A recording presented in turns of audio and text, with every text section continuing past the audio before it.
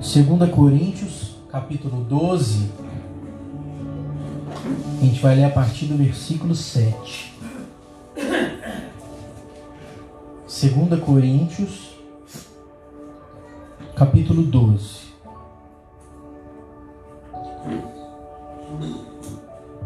Segunda Coríntios, capítulo 12. 2 Coríntios, capítulo 12, versículo 7 em diante, assim está escrito: para impedir que eu me exaltasse por causa da grandeza dessas revelações, foi-me dado um espinho na carne, um mensageiro de Satanás, para me atormentar. 3 vezes roguei ao Senhor para que o tirasse de mim, mas ele me disse: minha graça é suficiente a você, pois o meu poder se aperfeiçoa na fraqueza. Portanto, eu me gloriarei ainda mais alegremente em minhas fraquezas, para que o poder de Cristo repouse em mim.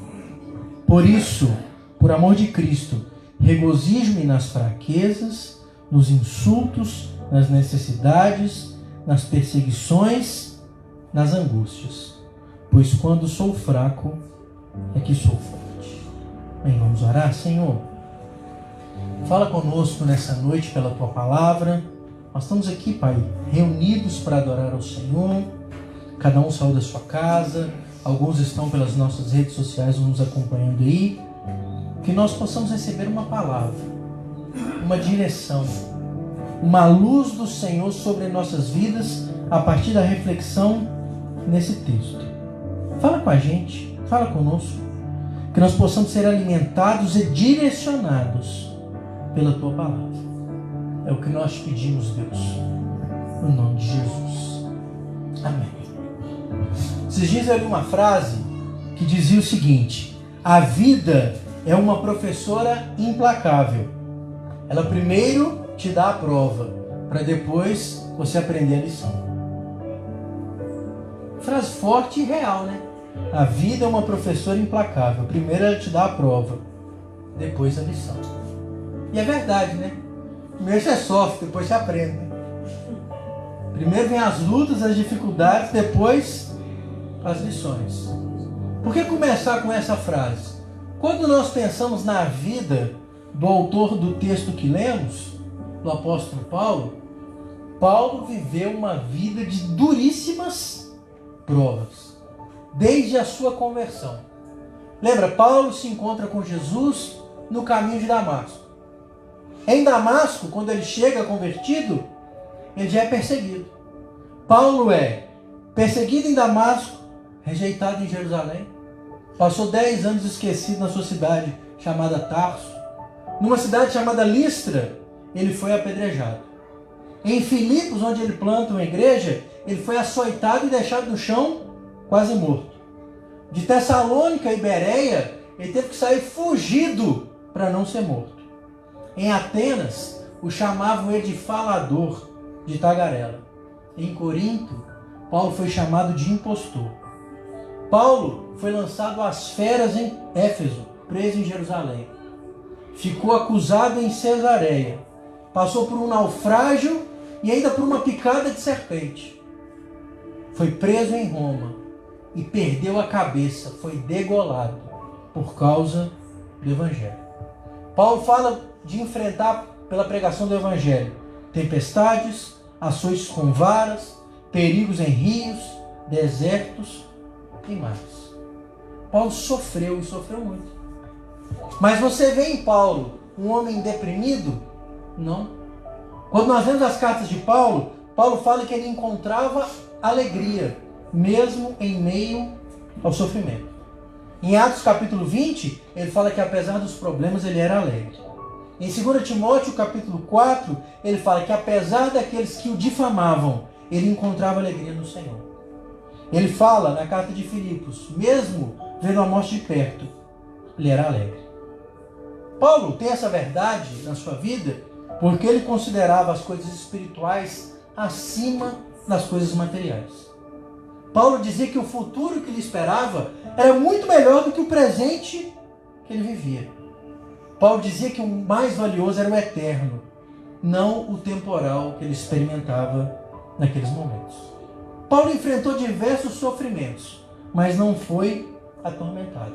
Dentre eles, o do texto que nós lemos aqui. O texto bíblico, vou contar para você o que acontece. Em 2 Coríntios capítulo 12, Paulo narra uma experiência espiritual sobrenatural. Ele fala que ele teve uma visão do céu. Uma visão do céu. Ele teve uma revelação. Ele fala que ele foi arrebatado e foi até o céu e viu coisas sobrenaturais. Ele fala assim que ele viu coisas que eram incontáveis, indizíveis. Ele teve uma experiência poderosa. E depois, Paulo diz o seguinte, para ele não ficar orgulhoso. Ele fala, o texto que nós lemos diz assim, né? Para mim não vangloriar daquilo que eu vi, Paulo fala assim, eu recebi um espinho na carne. Paulo fala que esse espinho na carne era como se fosse o diabo batendo na cara dele. Era como se o diabo me esbofeteasse, ele fala. E ele diz assim, por 3 vezes eu pedi ao Senhor que tirasse isso de mim. Qual foi a resposta de Deus para Paulo? Uma frase que nós conhecemos, né? Deus responde assim para Paulo, a minha graça te basta, porque o meu poder se aperfeiçoa na sua fraqueza. Se você puder resumir a resposta de Deus em uma única palavra, Paulo pede a Deus, tira isso de mim. E a resposta é não. Não. Deus não tirou esse espinho da vida de Paulo. Que espinho era esse, pastor? Provavelmente, esse espinho na vida de Paulo era um problema de saúde. Possivelmente era um problema gravíssimo de visão. Pensa numa pessoa que devia fazer deslocamentos constantes. Irmãos, o apóstolo Paulo, nas suas viagens missionárias, ele percorreu mais de 10 mil quilômetros. Se hoje 10 mil quilômetros é muito, né? De avião, carro, ônibus, trem.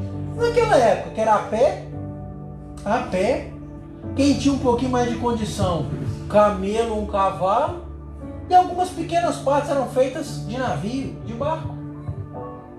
E você vê que quando Paulo vai andar de barco, às vezes o barco ele naufraga. E ele sofre lá. Pra vocês terem uma noção do que Paulo passou. Quando ele vai fazer a viagem dele a Roma, que ele está preso, ele chega numa cidade chamada Cesareia, que era beira de praia.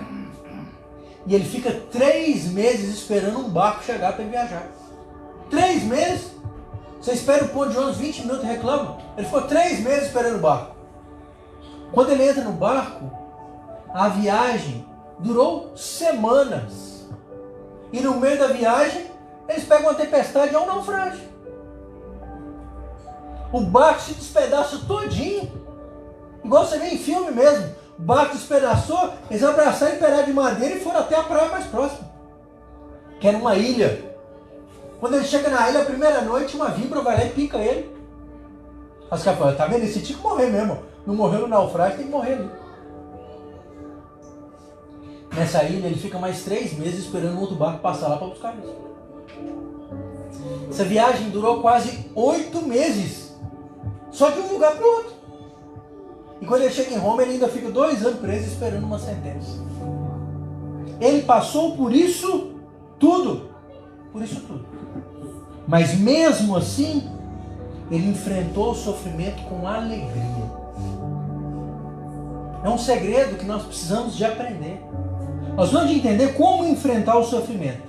Porque quer você queira, quer você não queira, uma hora ou outra o sofrimento vai bater na sua porta.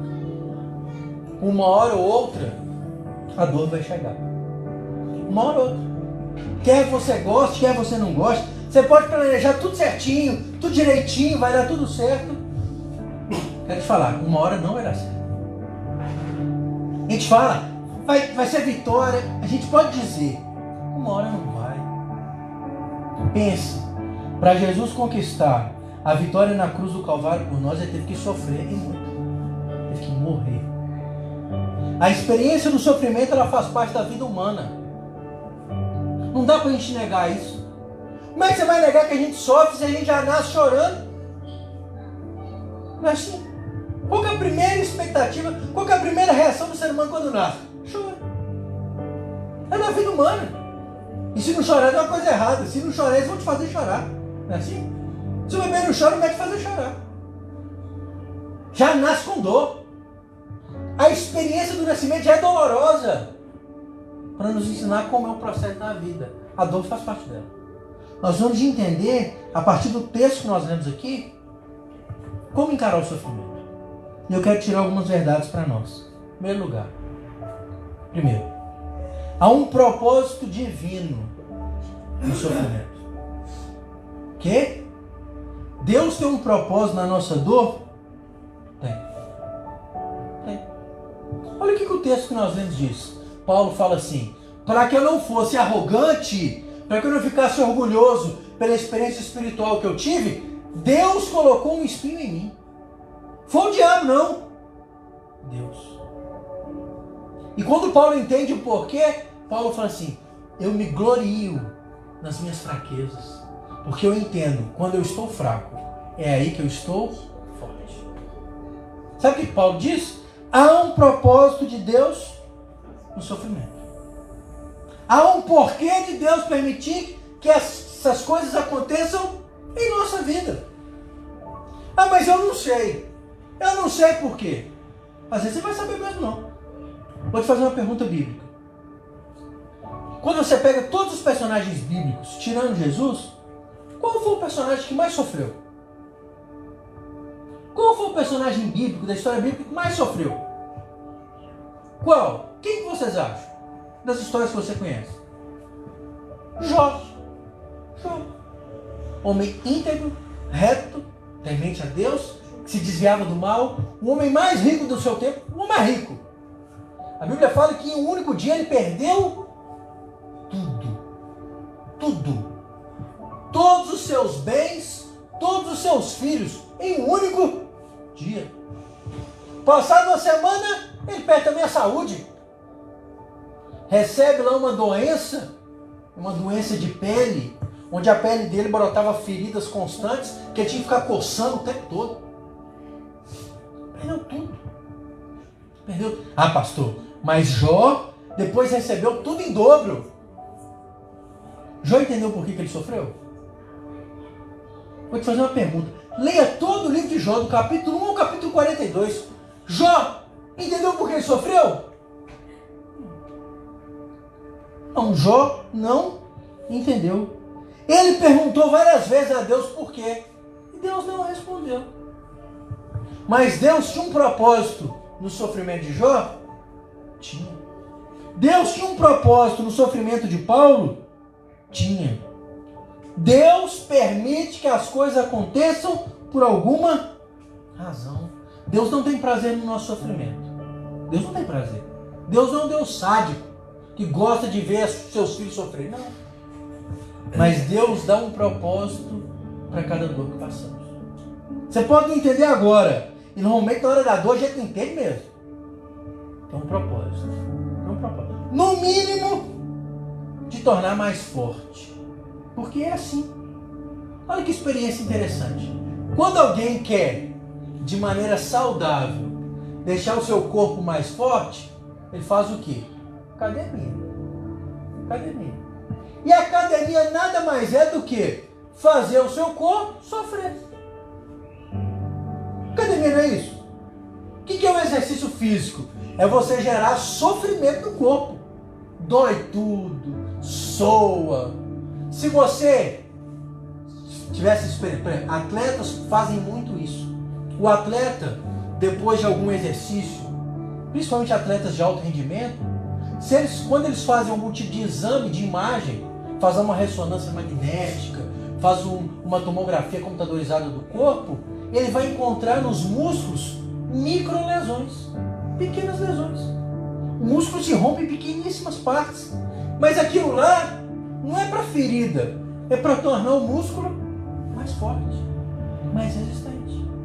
Você gera sofrimento no seu corpo para tornar ele mais resistente, mais forte. Então, quando você coloca o seu corpo em um estado de sofrimento físico, o que você está fazendo? Você está tornando ele mais forte, mais resistente, mais preparado. No mínimo, a dor deixa a gente preparado para aquilo que vem à frente, para a vida. Para a vida. Nós vivemos numa geração onde as pessoas têm dificuldade de lidar com o sofrimento. Muito. As pessoas têm dificuldade de lidar com o não, que é o sofrimento mais básico, né? O sofrimento mais básico que o ser humano tem é ouvir o não. Pra falar a verdade, na maioria das vezes, o não a gente já tem, o sim a gente vai perseguir, o não já é da vida. Mas tem gente que morre por causa do não. Morre. Nós acompanhamos a experiência de uma moça de 12 anos de idade que arrumou um namoradinho, 12 anos de idade. 12 anos. E quando ela foi falar com a mãe dela falou assim: o seu pai já disse que é para você não namorar. Não. E na hora que seu pai chegar, você vai resolver com ele. Ela ouviu essa frase: o seu pai já disse para você não namorar. Menina de 12 anos. A menina saiu, foi lá na cozinha, pegou todos os remédios de pressão da mãe dela e enfiou para a boca. Final, morreu. Morreu nos braços da mãe dela, na uaiuterose. Morreu. Por quê? Porque ela não tinha preparo psicológico para ouvir um não. Nós visitamos a mãe algumas vezes. Acabou com a vida da família. Acabou. Imagina. Porque ela ouviu não. Essa pré-adolescente, no início da adolescência, ela tinha algum preparo para sofrer? O sofrimento tem um propósito. No mínimo, nos tornar mais resistentes. Segundo, Deus pode, algumas vezes, nos revelar o propósito do sofrimento. Deus pode revelar por que nós sofremos? Sim. Deus revelou para Paulo. Por que Paulo sofreu? Paulo já conta no início do texto. Para mim não ficar arrogante. Para mim não ser uma pessoa orgulhosa pela experiência espiritual que eu tive. Paulo fala: Deus me deu um espinho na carne.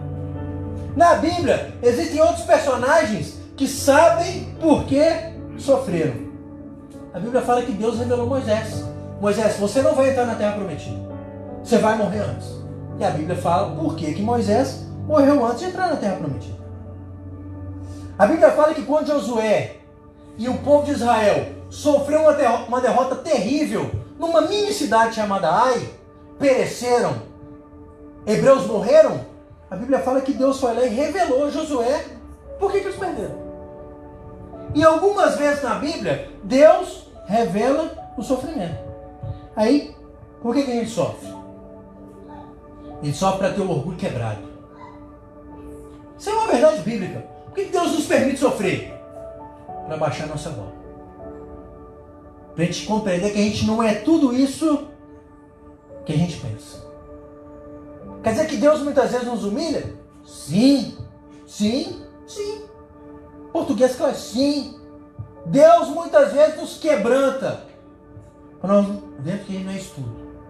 Existe uma diferença entre autoestima positiva e orgulho. E arrogância. E prepotência. Nós temos, infelizmente, uma parte do nosso espírito que tem uma tendência de nós nos vermos melhores do que os outros. Superiores aos outros. A tal ponto de acharmos que conseguimos viver uma vida independente das pessoas. Sabe por que Deus permitiu que Paulo tivesse um problema de vista? Para a vida inteira ele depender dos outros. Porque Paulo era tupetudo. Quando a gente lê, estuda um pouquinho a vida de Paulo, e Paulo é um dos personagens bíblicos que eu mais gosto. Só no seminário eu fiquei 13 anos dando aula sobre Paulo, antes de ir embora para Mato Grosso, 13 anos seguidos dando aula sobre Paulo, lendo, pesquisando. Paulo era uma pessoa de gente difícil.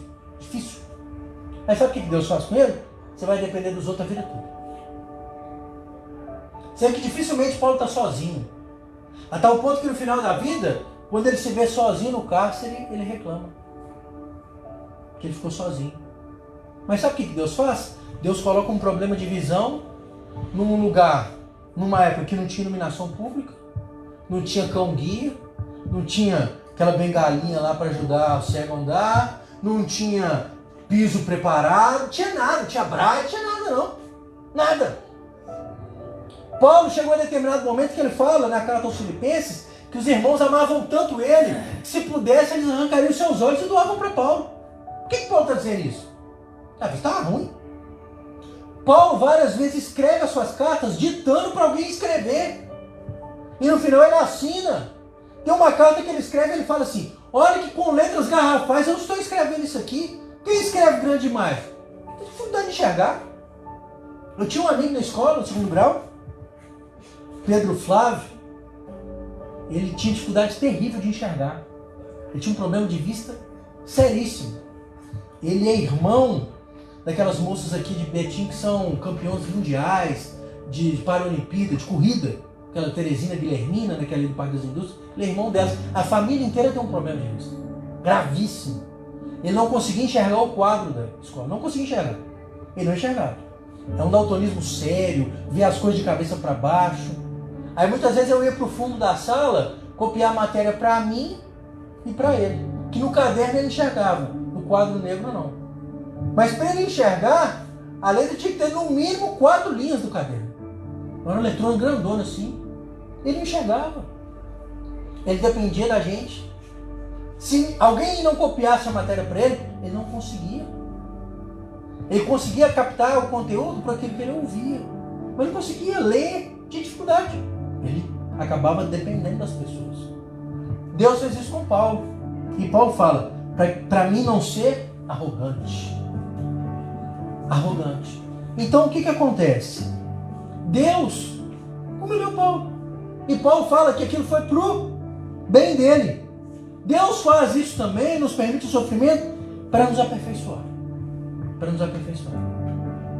Deus nos permite sofrer para nós nos tornarmos um instrumento dele. Um instrumento nas mãos dele. É possível que Deus revele a nós o motivo do nosso sofrimento? Sim. Mas se não revelar, você já sabe. Deus te permite sofrer para quebrar sua arrogância, para te aperfeiçoar e para você ser um instrumento nas mãos dele. Terceira verdade que eu quero que você aprenda nesse texto aqui. Deus não vai te repreender se você perguntar para ele por que você sofre. Deus não vai te repreender se você pedir a Deus para te livrar do sofrimento. Não. Deus não tem problema com isso não. Sabe quantas vezes Jó perguntou por que estava sofrendo? 16 vezes. 16 vezes Deus vira para Jó, Jó vira para Deus e fala assim, por quê? 3 vezes Paulo fala, Senhor, tira isso de mim. Jesus, pouco antes de ser preso, qual foi a oração que ele fez? Pai, se for possível, afasta de mim esse cálice. Tem algum problema você questionar a Deus? Não, não. Às vezes a gente é hipócrita. Você está com seu coração em frangalhos. Você está chateado. Você está aborrecido. Eu agradeço a Deus. Eu louvo o Senhor. Deus está vendo o seu coração. É muito melhor você ser alguém honesto. Falar, Senhor, por que eu estou passando por isso? Senhor, para que eu estou passando por isso? E se você achar que tem problema, Senhor, eu não mereço isso. Aí não merece muita coisa, irmãos. Tem muito sofrimento que ele não merece. E tem muita besta que ele não merece também não. A vida não é por merecimento, é por graça. Mas se tem um lugar que você pode derramar o seu lamento e sofrimento, é no Senhor. Se tem um lugar que você pode derramar os seus porquês, é no altar de Deus. Sabe por quê? Porque existe uma outra verdade. Deus nos conforta em nossas adversidades. Deus responde. Não do jeito que a gente quer, mas do jeito dele. Para Jó, quando Jó pergunta a Deus por quê, uma hora Deus vai responder. E a resposta de Deus para Jó é assim, eu vou te fazer algumas perguntas. Se você conseguir respondê-las, eu respondo por quê. Aí Deus pergunta assim para Jó: Jó, onde você estava quando eu fiz o fundamento do universo? Onde você estava quando eu criei a natureza, os grandes animais, quando eu criei todas as coisas? E Deus vai perguntando tanta coisa para Jó. Deus respondeu por que Jó sofria? Não. Mas entender o tamanho de Deus foi o suficiente para Jó. Quando Paulo pediu a Deus para lhe livrar do sofrimento, qual foi a resposta de Jesus? A minha graça te basta, porque o meu poder se aperfeiçoa na sua fraqueza. Deus trouxe uma palavra para Paulo que confortou o seu coração. Para Jó, aquela resposta serviu, que Deus responde a Jó, aí Jó fala assim: pois eu sei que tudo podes, e nenhum dos teus planos podem ser frustrados. Paulo vira e fala assim: agora eu me gloriarei ainda mais nas minhas dores, nos meus sofrimentos. Quer dizer, Deus é tão misericordioso que Ele muitas vezes permite o sofrimento, mas quando a gente vem até Ele, Ele dá uma resposta de consolo. Não é que Deus vai tirar o sofrimento. Daqui a pouco a gente vai falar sobre isso. Às vezes Ele não tira. Mas Ele te deixa passar sozinho? Não. Olha a resposta de Deus para Paulo. A resposta de Cristo para Paulo: a minha graça te basta. Cristo deu a Paulo o que ele pediu? Não. Deu algo melhor. Porque se tem algo bom que a gente pode receber, é a graça de Deus. A graça é a provisão para as nossas necessidades. A graça é Deus nos dar aquilo que não merecemos, mas que necessitamos. Deus algumas vezes nos dá o que a gente pede, mas Deus sempre provê o que a gente precisa. Porque saiba, nem sempre a gente tem noção do que a gente precisa. Nem sempre. Nem sempre. Nem sempre a gente tem noção do que a gente precisa, mas Deus tem. Às vezes a gente acha que sabe o que a gente quer. Sabe, mas Deus sabe. Nós passamos experiência uns anos atrás. Nós estávamos um domingo de manhã na igreja e tinha um irmão nosso, uma ovelha lá da igreja, que ele foi para o culto no domingo pela manhã. Logo depois ele ia viajar. Ele ia pegar um voo ali no aeroporto da Pampulha. Trabalhava numa empresa dona de fazendas de plantavam café. E ele ia para o norte de Minas. Ele ia lá fazer uma vistoria na fazenda na segunda-feira. E ele ia viajar de carona. Ia pegar carona no avião da própria fazenda. Iam 2 pilotos no avião e tal. Ele ia pegar carona. Ele foi para o culto, assistiu o culto. Na hora que acabou o culto, ele foi conversar comigo lá no local. Falou assim: não, tô dando uma dor de barriga aqui, vou embora correndo. Tô achando que o negócio tá muito bom aqui não. Vou porque eu tenho que viajar 2h30, eu tenho que estar lá na Pampulha. Aí foi embora para casa, continuou passando mal. Aí a gente conversa muito até hoje. Aí ele até mandou mensagem para mim e falou assim: não vou no voo não. Tô passando muito mal. Eu vou. Já até reservei uma passagem de ônibus, meia-noite eu vou pegar um ônibus na rodoviária. Meia-noite eu vou no culto, eu tô passando muito mal. Meia-noite eu vou pegar um ônibus na rodoviária e vou viajar madrugada de ônibus. E ele avisou que ele não ia. Às 2h30 da manhã, às 2h30 da tarde, o avião decolou ali da Pampulha, fez uma curva à esquerda e caiu. Se você entrar na internet, você vai ver. Então, 6 anos atrás, o avião decolou, fez uma curva à esquerda e caiu no bairro de São Paulo, ali em frente ao aeroporto da Pampulha. Morreu os 2 pilotos que estavam no avião e morreu um senhor da aeronáutica na casa que o avião caiu. A dor de barriga daquele menino o livrou da morte. Ele me ligou desesperado, porque na hora que eu vi, até mandei mensagem para ele na hora. Eu falei assim: não, é o avião que eu andei a viajar. Aí ele me ligou, voz trêmula: Deus me livrou da morte. Dor de barriga. Aquela dor de barriga foi graça de Deus. Foi graça. Ah, por que Deus não livrou os outros da morte? Não sei. Eu sei que naquela hora da morte Deus falou: não é a hora desse. Aquela dor de barriga foi graça. Deus livrou Então Deus tem as suas formas de derramar graça. O ônibus perdido, pneu furado, né?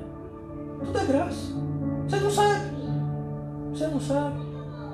Quantos livramentos Deus está dando sem você perceber? Às vezes a gente lamenta, a gente reclama. Deus tem suas formas de derramar da sua graça. Mas saiba, se nós estamos diante do Senhor, Ele tem graça para nos oferecer na hora da dor. Para nós terminarmos, mais duas verdades aqui. É possível que Deus decida que o melhor para a nossa vida é não remover o sofrimento. Deus vai sempre tirar o sofrimento de nós? Não. Qual foi a resposta de Deus para Paulo? Se for possível, tira isso aqui de mim. Deus, minha graça te basta. Sabe o que Deus falou para Paulo? Não. Você vai continuar com esse problema de vista. E Paulo morreu cedo. Não. Por que Deus nem sempre remove o sofrimento? Porque Deus sabe o que é melhor para nós. É duro falar isso, mas é verdade. Deus sabe o que é melhor para nós. Deus sabe. Deus sabe que aquele espinho que nós temos na carne é importante para moldar algo nas nossas vidas. Se Deus não remover o sofrimento, Ele vai nos assistir na nossa fraqueza, vai nos consolar com sua graça e vai nos dar o seu poder. Ele sabe. Talvez você está relutando, mas Deus está falando para você. Não. Talvez não seja a hora. Talvez não seja o momento. Talvez esse momento nem chegue, como o de Paulo não chegou. Mas se Deus não tirou, é porque Ele tem algum propósito. Quanto tempo durou o sofrimento de Jó? Não sei. Se você pegar, por exemplo, a história de José do Egito, entre o sonho que Deus deu a ele, que ele seria honrado em meio aos seus, e ele se tornar governador do Egito, 20 anos. 20 anos. De Deus falar com Abraão que ele teria um filho, até nascer Isaac, 20 anos.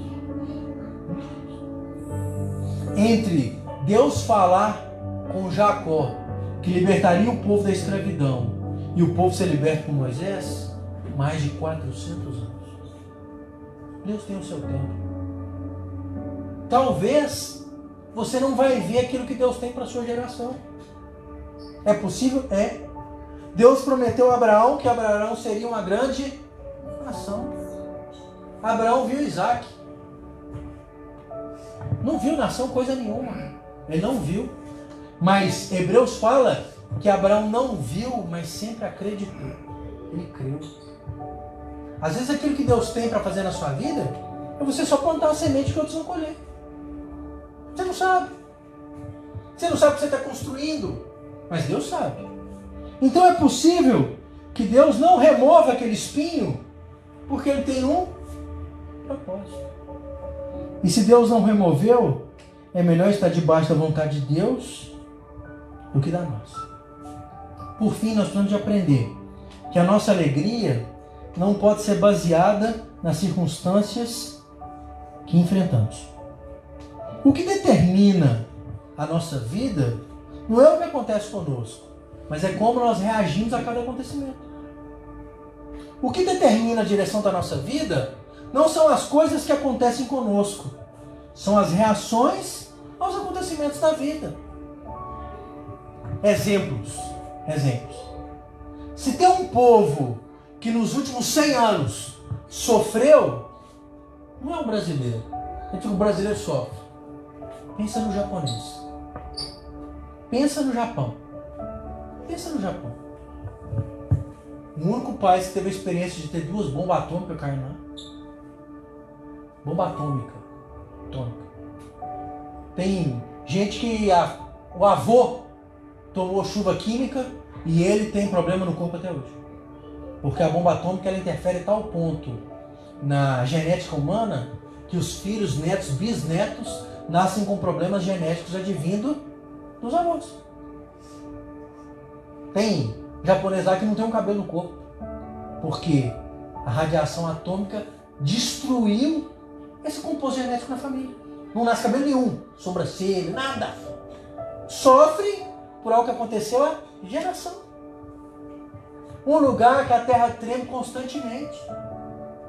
Quando a terra treme, além de tremer, vem maremoto, né? Tsunami, acaba com tudo, arrasa tudo. Mas é impressionante como é que aquele povo é resiliente. Resiliente. É impressionante quando teve aquele tsunami, que foi em 2011, né? Março de 2011, na região de Fukushima ali. Coisa assustadora, né?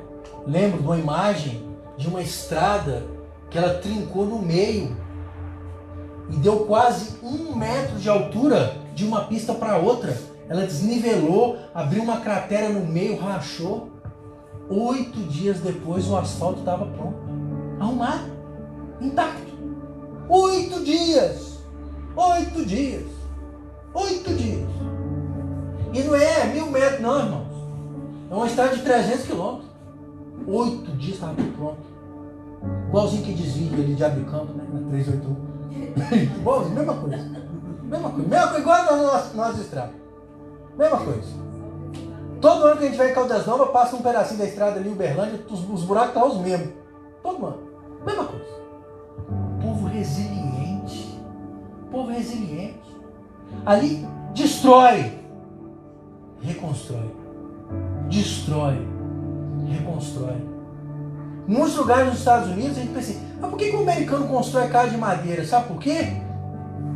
Se for destruída, é mais fácil para ser reconstruída, sabia? As regiões que passam furacão, que tem tempestade, é tudo feito de madeira para ser facilmente você limpa o terreno e constrói de novo. E se destrói, rapidinho está tudo pronto de novo. As circunstâncias não abatem aquele povo, eles têm resiliência. Não é o que acontece, é a reação. É a reação. Nós tivemos contato, fizemos amizade com um casal de pastores do Haiti. Se você não conhece, dá um Google e vê como é que é esse país. O Haiti, ele está numa ilha, são 2 países na mesma ilha. De um lado é o Haiti, do outro lado é a República Dominicana. De um lado, você tem Punta Cana, aquele lugar paradisíaco, né? Lindíssimo. O pessoal gosta de passar férias, lugar de dinheiro. Do outro lado, tem um dos países mais pobres do mundo. Uma miséria. Quando já não tinha mais nenhum lugar, já é pobre, difícil. Ainda tem um terremoto que acabou com tudo. Tem cidade que 98% das casas foram destruídas. 98% das casas. 98%. Que o povo, para comer, o pessoal estava passando de helicóptero e jogando as comidas de cima. Se o caminhão passasse, o povo saqueava de desespero. Contando para a gente que quando teve o terremoto, eles ficaram semanas dormindo no templo, porque não tinha onde se cobrir. E com cadáver para um lado, não sei o quê. E esse povo vivendo. Ele largou tudo e veio para o Brasil tentar reconstruir a vida. E ele conta que ele veio para cá para se preparar, para conseguir uma condição financeira um pouco melhor, para voltar para lá para evangelizar aquele povo. Resiliência. Nós vamos encontrar alegria mesmo em meio ao sofrimento. Sabe por quê? Porque a nossa alegria não vem por aquilo que a gente vive. A nossa alegria é baseada no Deus que a gente serve. A nossa satisfação, o nosso prazer, o nosso direcionamento vem do Senhor. Eu encerro isso aqui, essa mensagem, lembrando um texto de Paulo, Filipenses capítulo 4. Paulo fala o seguinte: eu não digo isso porque estou necessitado, pois aprendi o segredo de viver contente em toda e qualquer situação. Sei o que é passar necessidade, sei o que é ter fartura. Aprendi o segredo de viver contente em qualquer situação, seja bem alimentado, seja com fome, tendo muito ou passando necessidade, porque tudo eu posso naquele que me fortalece. Paulo fala, eu aprendi o segredo de viver. Eu aprendi o segredo de viver independente das circunstâncias. Porque tudo eu posso naquele que me fortalece. O sofrimento faz parte da vida humana. Faz parte. Não tem como fugir, não tem como correr, não tem como dar um desvio, não. Mas nessa noite nós aprendemos. Deus tem um propósito em cada sofrimento que enfrentamos. Deus pode nos revelar porque sofremos. Deus não vai ficar chateado se você perguntar por quê.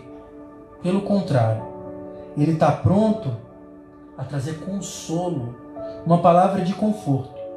Muitas vezes, Deus não vai tirar a sua dor, mas Deus vai derramar da sua graça. E nós temos de aprender que a nossa alegria, o nosso direcionamento, não vem das nossas circunstâncias, vem do Senhor que nós servimos. Quero que você fique de pé.